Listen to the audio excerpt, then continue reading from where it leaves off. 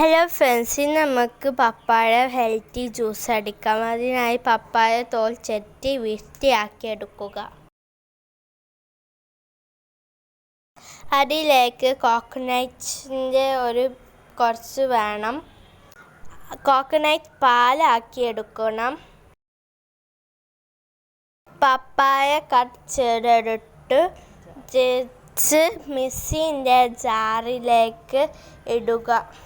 ഇത് ഹെൽത്തി ജ്യൂസാണ്. അപ്പോഴത്തെ എല്ലാവരും ലൈക്കും സബ്സ്ക്രൈബും ഷെയറും കമൻറ്റും വിടണേ. എന്നിട്ട് നമ്മൾ ഒരു പാത്രത്തിലേക്ക് ശർക്കര പാനി ഉണ്ടാക്കുക. എന്നിട്ട് തേങ്ങ ചിരവി എടുത്തിട്ട് ഒരു മിക്സിൻ്റെ ജാറിലേക്ക് ഇട്ടിട്ട് പാൽ ഉണ്ടാക്കിയെടുക്കുക.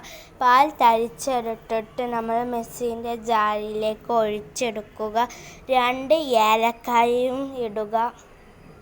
ഇനി ഇത് നല്ലതുപോലെ ജ്യൂസ് അടിച്ചെടുക്കുക.